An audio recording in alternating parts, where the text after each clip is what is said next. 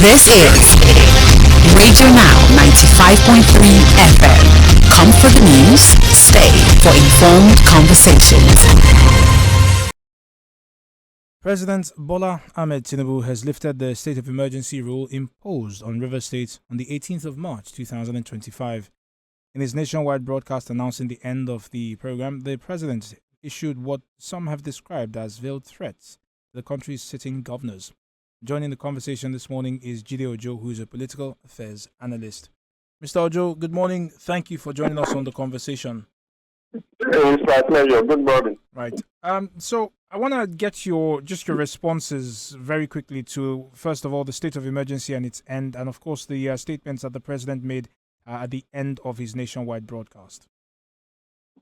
The president is on point with his statement, but what I disagree with the president on is basically with having to suspend democratic institutions.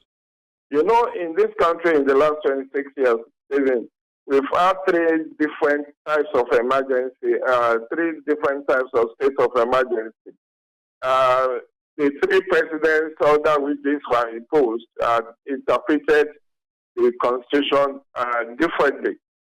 Starting with Obasanjo, when he declared state of emergency in Ekiti and Plateau State, you will see that he removed the governor, but did not remove the state assembly. He allowed the state assembly to be, and the sole administrator had to work with the state assembly to champion the course of governance for 6 months.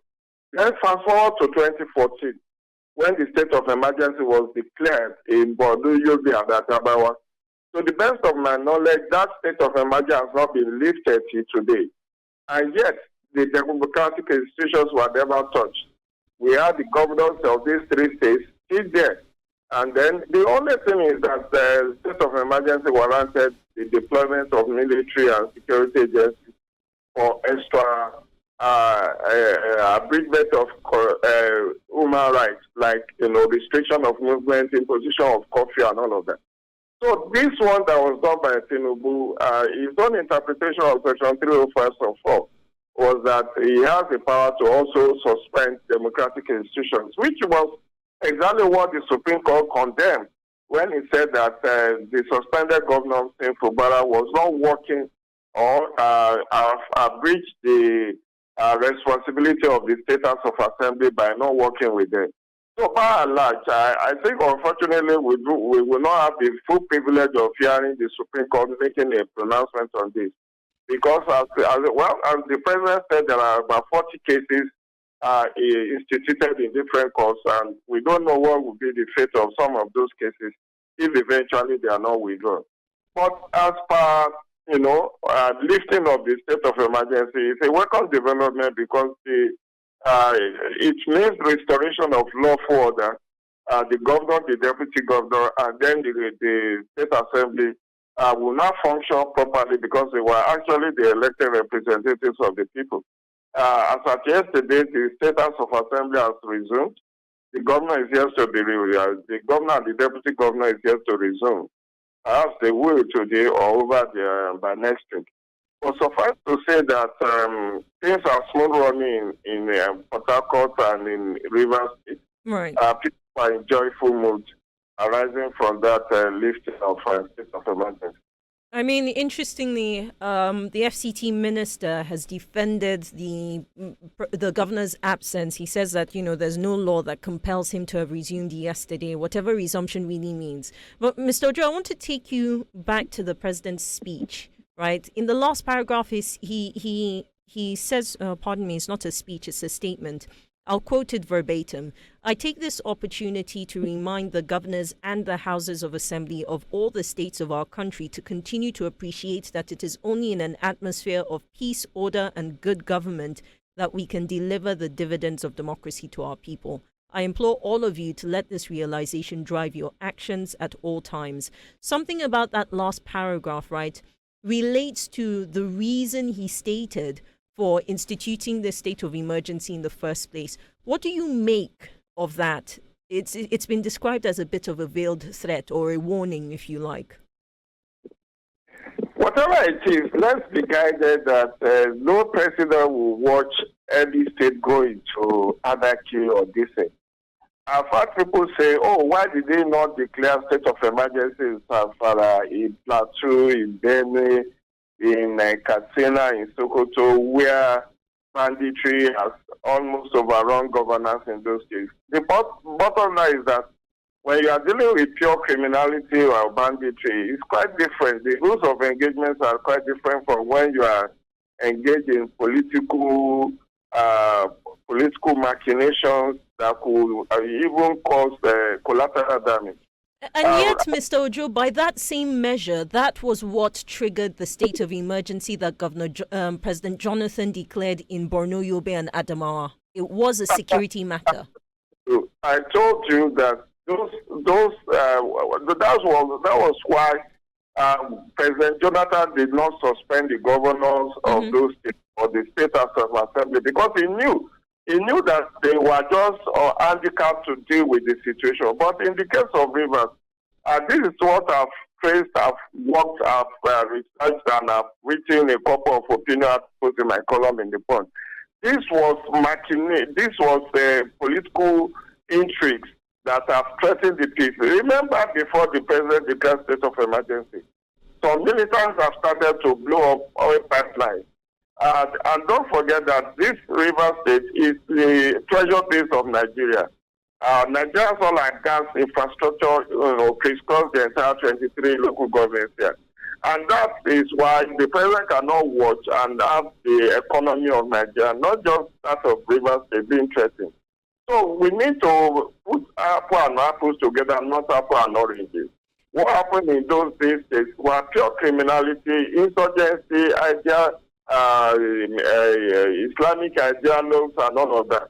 It wasn't the political elite of those states that were behind those acts of insurrection by the terrorists. Forgive me for interrupting, Mr. Ojo, just to latch on to that. And yet, when we go back to when President Jonathan issued the state of emergency, what we understand is then there was the debate over whether he could suspend the sitting governors or not. And he was advised against it and said he was told that it was against the law. He didn't have the powers to suspend them. So we come back to how the contention really is. It's not a question of whether there was anything at risk in Rivers State or not. It's still the matter of whether the president had the power to suspend elected officials. And like you noted earlier, it does seem like we might not get a Supreme Court ruling on it. Well, that's the fortunate part, because whatever you and I say on this program now, it's just mere academic exercise. Law is what the court says it is. And we have not had the full benefit of the Supreme Court making a definitive pronouncement on whether the president can indeed suspend democratically elected institutions, which in my own opinion, he doesn't have the power to do so. Well, I'm just laying the background that when you compare the situation in those states compared to that of Rivers, they are not entirely the same, because the Rivers crisis was politically motivated. You know the dramatic personnel. The president weighed in December 2023. The gladiators refused to abide by the terms of the agreement that was mediated by the president. So they still dug deeply into their trenches. People have said that, but for the state of emergency, Fubara would have been impeached.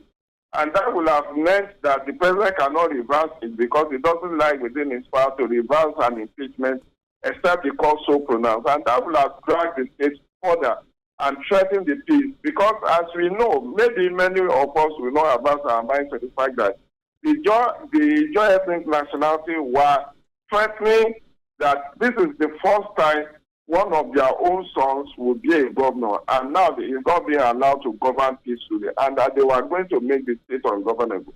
And that already has polarized the state along the upland and the riverine area. And you know, when issues become so muddled up, you just need to have some introspection and all of that. But my own take actually was that the president could have mediated further. One-time mediation does not resolve all issues. It could have been done as he did in Lagos State when Right Honorable Mudashiru Obasa was impeached. He did send an emissary of APC leaders to mediate. After that, he called them to Abuja. With the 40 of them, he met with them, and it was then the peace was eventually brokered. And I thought that, yes, he met with them in December 2023, and he saw that intelligence received by him shows that the dramatic personnel was still digging deep. Then the next thing would have been send an emissary to meet with the gladiators or create time to meet with them, as he eventually had to do in the course of this 6 months suspension, 6 months state of emergency, which eventually, I mean, if you watch Wike yesterday, it was referring to the president's efforts and that he has moved forward. He's not talking about betrayals again. He wants to forward. He has gone to meet with the governor, even over the local government issues. So let's just take it that, sometimes it takes a wide whipping to get some senses into politicians who are trying to grandstand, because this is more of an ego trip. Who controls the structure of power, the lever of power, and all of that. But in all of this is the people of Rivers State that were shortchanged, because in the last 2 years, there have not been real governance in Rivers State arising from this whole crisis. The State Assembly was not functioning properly. The governor was working with 4 people. How can you recognize 4 against 32? It was 4 against 27 rather. So by and large, I think it's a lesson that should be learned by the political gladiators across states, that you need peace for development. There must be peace for there to be genuine development. Look at all the infrastructure that should have been completed if there were no threat to peace. Now the sole administrator was there for 6 months. He couldn't even complete one of the infrastructure that he met on ground, let alone in another one. So that is what the cost of insecurity is much higher than just the brick and mortar. It drives even investors away. Look at the NBA conference that have to be relocated to Enugu. That is a colossal economic loss to Rivers State. Mr. Ojo, because of time, we are going to wrap the conversation here, but I'd like to thank you very much for your time on this conversation. Jide Ojo is a political affairs analyst who joined us to speak this morning on the president's statements, which came at the end of the state of emergency rule, which ended on the 18th of September. You're still listening to Radio Now 95.3 FM Lagos. You're beyond the news station. We urge you to stay tuned. In a few short moments, we turn to the world of entertainment on Entertainment Now. This is Radio Now 95.3 FM. Come for the news, stay for informed conversations.